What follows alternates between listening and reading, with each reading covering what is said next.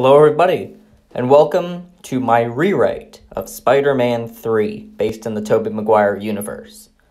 So, personally, I actually highly enjoy Spider-Man 3, but I do understand it is flawed, and I also know that many people are not big fans of this movie, and as a writer and as a Spider-Man fan, a casual Spider-Man fan, but you get it, I do want to see what I can do with what was presented in this movie and try and see if I could have made it better.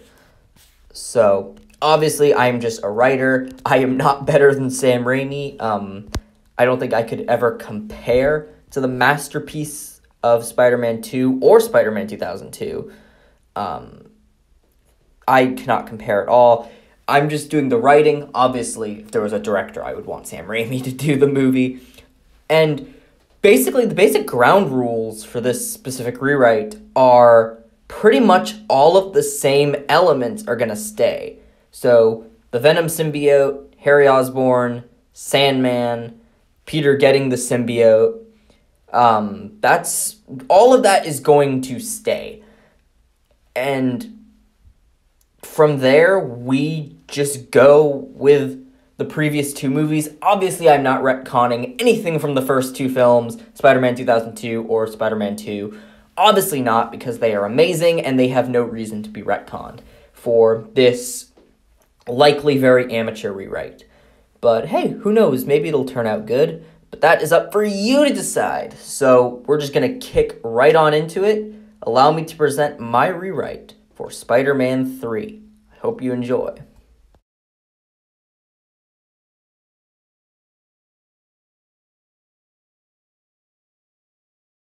We open this film by showing how Peter Parker's life is going, following the events of Spider-Man 2. We see that his life is actually going really great. His relationship with MJ is great, he's making it to his classes, and more people are beginning to give him respect, both as Peter and Spider-Man. I'm not going to make him an arrogant asshole like in the original film. That way we can see more of a distinct difference between Peter with and without the symbiote. Anyways, we finish the montage with Peter in his apartment as he tries to call Harry Osborn. The two haven't talked since the events of Spider-Man 2, where Harry had learned the truth of Peter's identity. And Peter has tried to reach out and tell him the truth about what happened to his father, Norman Osborn. We see on the other end of the phone as Harry hangs up on Peter bitterly. Unlike Peter, whose life is going great, we see that Harry's life really sucks. Oscorp is on the brink of collapse following the events with Doc Ock and his machine, and Harry is now isolating himself from everyone. He's torn about the revelation of Peter being Spider-Man and the fact that he killed his father. He wants revenge for sure, and the hallucinations of Norman push his bitterness. Yet at the same time, Peter's his best friend, and he doesn't want to kill him. We cut to outside Harry's house when we see a meteor that crashes just nearby the house, holding the Venom symbiote as it begins to crawl up the wall of the Osborn residence. We cut back to Peter and Mary Jane, who are both on the other line, as Peter explains his guilt and his desire to tell Harry the truth. He's already told MJ about how Norman was the Green Goblin who kidnapped her and nearly threw her off a building, and how he accidentally killed himself with his own glider, trying to kill him. MJ says she understands and promises to help in any way. She suggests that Peter go to Harry's house and talk to him in person. Peter agrees to the idea before MJ gets a phone call. It's her mother. She answers and learns that her father is on his deathbed from cancer and that he doesn't have much time left. MJ is shocked, and Peter suggests that she should go and spend time with him before he passes. She's hesitant, remembering the terrible times of her childhood, but ultimately agrees. Going back to the film, we cut to Flint Marko, as we get the same scene from the original film, with him visiting his daughter, and we, the audience, learning how she is dying, and that he needs money to save her life. We're also going to keep the scene where he is turned into the Sandman. The reasons being is the scenes are great. They establish Flint's character and his motivations, and they're also just really beautiful scenes, and I have no need to change it, so it will stay just as it is in the original film. We cut to Peter, who is knocking on the door of the Osborn residence before a security guard arrives. This is also where I would put the Bruce Campbell cameo in this rewrite if we're still doing that. Peter asks to see Harry, but is told that he is unavailable and is told to leave.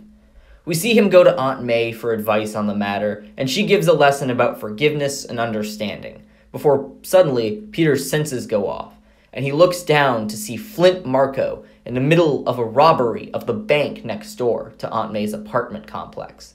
Peter runs off and May goes to follow, trying to keep him from danger, and ending up in the same fate as Uncle Ben. We get a brief action scene of Spider-Man as he attacks Flint, and we see Sandman learn his new powers. Police forces come to the side of the apartment to back Spider-Man up.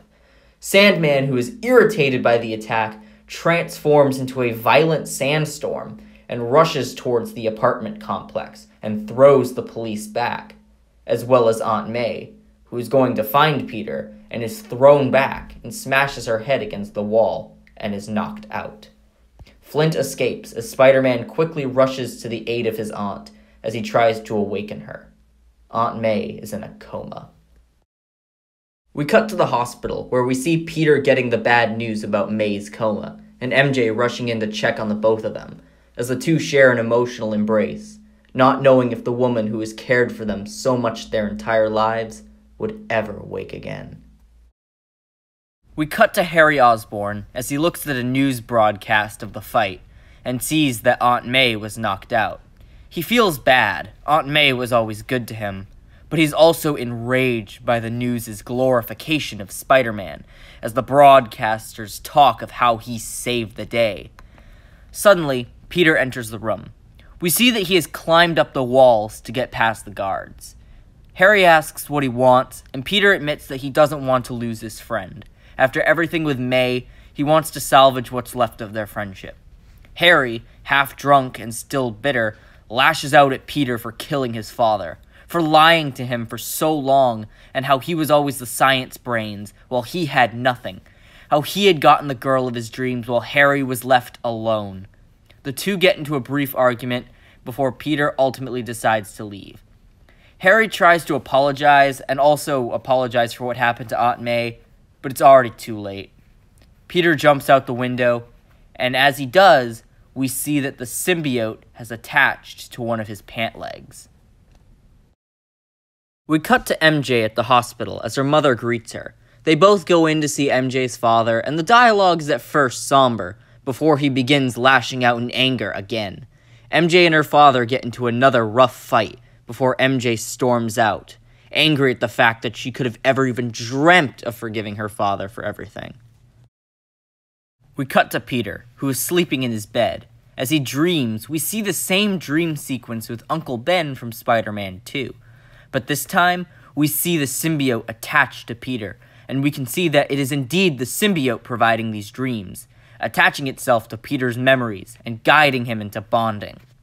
We see Ben blame Peter for May's coma, and tells him that if he allows this Flint Marco to get away, then she could potentially be killed.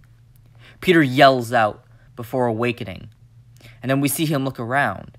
He's no longer in his room, but outside. He looks into the mirror and sees the Spider-Man mask, and looks at the suit, now colored black and corrupted by the symbiote. We cut back to Flint Marco as he delivers the money he's stolen to the doctors and begs them to help his dying daughter.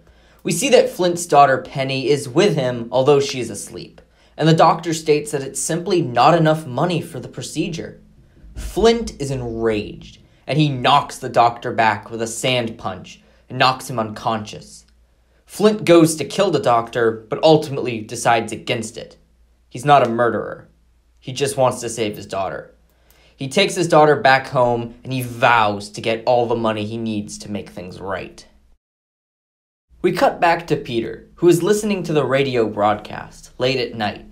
He's falling in and out of consciousness as he listens to where he could find Flint Marco. We hear the dream of Uncle Ben speaking to him in his mind as he tells him, "You have a gift of strength to defeat Marco, and it's up to you to finish him off once and for all." because with great power comes great responsibility.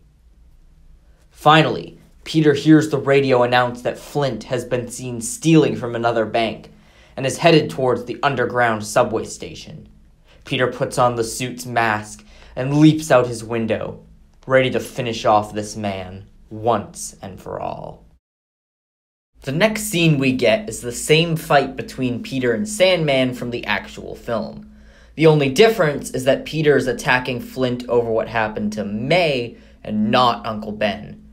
We see how much stronger Peter has become since his previous clash with Marco, the symbiote providing him double the strength. And with such strength, we also see him act much more violent and brutal in his attacks before he drowns the Sandman in mud. Peter returns to his apartment, his rage satisfied and his bloodlust still boiling. There's a knock at the door, and Peter quickly covers up the symbiote suit with some random clothes before opening the door. MJ enters the apartment and explains how she and her father had gotten into an argument. She's upset and talks how it was a stupid idea to try and forgive him. Both Peter and MJ are angered, Peter still getting over the rage from his fight with Sandman and the symbiote's influence, and MJ over her argument with her father. The two ultimately fall into a bicker and get into a fight before MJ ultimately leaves. We cut to the next morning as Peter goes into the Daily Bugle, still wearing the suit, addicted to the new power he's gained. He also looks way worse, with dark rings under his eyes to show the Venom's corruption. J. Jonah Jameson comes up with the name of Sandman for Flint Marko, and talks about the new black suit Spider-Man. Peter hands in several photos of the black suit, and Jameson is rather impressed, offering Peter a small amount of money, before Peter snaps back and demands double for the shots. Everyone is shocked by Peter's rage, and Jameson hesitantly gives in. We cut back to Harry Osborn. He's at his lowest. He's completely intoxicated and upset about his fight with Peter. He has another hallucination of Norman in the window, who demands that he takes revenge on Spider-Man. Harry can't resist anymore. He's too weak, he's at his lowest.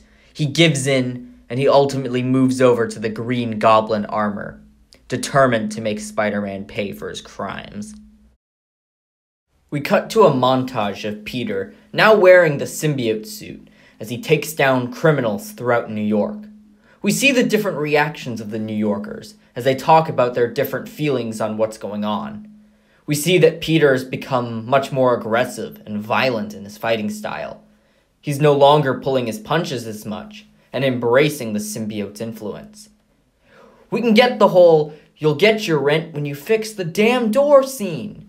This scene will replace the dancing emo Peter Parker scene from the film. Even though it is my favorite scene from the film, I know not a lot of people do like it. We see Peter visit Aunt May in the hospital and promise her that he will make things right. Peter's now on his motor scooter, returning home from the hospital, when Harry attacks him from behind. We get a combination of the two Peter vs. Harry fights from the original film, except Peter has the black suit, and the two are fighting throughout New York cityscape, although Peter is fighting much more violently. After a good fight, Peter is able to knock Harry off his glider, similar to how he does in the original film. The symbiote influences his rage as he begins punching Harry senseless till he's nearly a bloody pulp. Peter's about to finish Harry off, before suddenly he comes to his senses. For a brief moment and realizes what he's done, he resists the symbiote's influence. The symbiote pushes him to finish it, and Peter realizes what the suit's been doing to him. We go back to the dreamlike sequence, where the symbiote illusion of Uncle Ben demands him to finish it. But Peter rejects, before the image of Uncle Ben slowly and creepily transforms into the face of Venom, as Peter is wrapped around by its black goo. We cut to outside the dream sequence, as Peter yells for Harry to run, as he tears the suit off, in a similar scene to the one in the film where Peter rips the suit off. Except, instead of Eddie Brock becoming the one to become Venom, it is Harry Osborn, who initially tries to escape the goo, before he is ultimately consumed and becomes our Venom, while Peter lays unconscious, not knowing of the danger his friend now finds himself in. We cut to Peter as he returns back home and falls onto his bed, trying to pull himself back together. He feels terrible that he allowed his uncle's wisest lesson to him be turned into something so vile, how he nearly killed his best friend, and only dreads how many other people he hurt while wearing the symbiote. We cut to Harry, now in his house, as he looks at himself consumed with the symbiote, as he experiences a similar dream sequence to Peter, but with the illusion of Norman Osborn talking to him instead. Norman convinces Harry to give in to the new power, and Harry, who's still at his low point, ultimately accepts, becoming Venom. We open with Sandman as he is regenerating, and while he is bitter at Spider-Man for nearly killing him, he gets a call from his ex-wife, saying that their daughter just got moved to emergency care. He needs to move now if he is to save his daughter's life. He gathers himself together and prepares to rob the nearest bank before he is approached by Venom.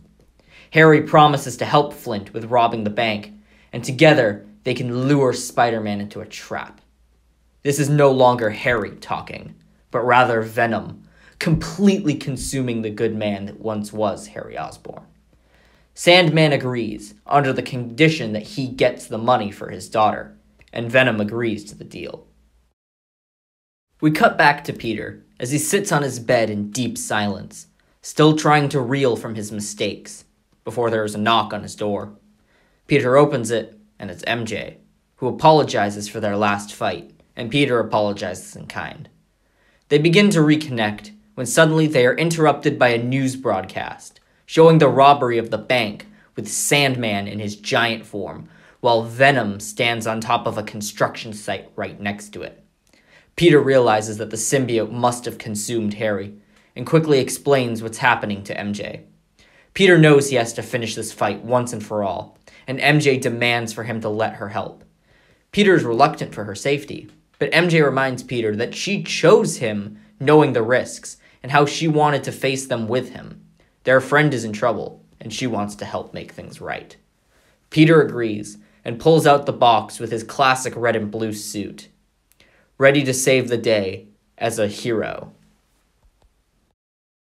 Peter and MJ come up with their plan, as Peter explains how the symbiote was affected by loud noises, and points to a church near the bank on the TV screen.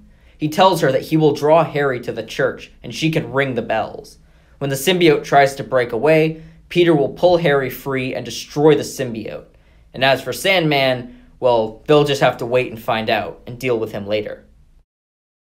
We cut to several flashbacks of a younger Peter and Harry when they were freshmen in high school. We see their bond over the years. We see their friendship. We see them grow and trust and love each other. We see Harry protecting Peter from getting bullied from Flash Thompson. And we see Peter helping Harry in science class. Peter opens his eyes, and he finishes remembering how much Harry means to him, before MJ asks if he's ready, and Peter nods.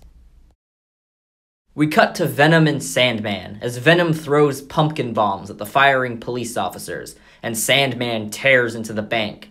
Their plan seems to be working, and then the crowd of fleeing civilians look to the skies to see Spider-Man swinging towards the two villains.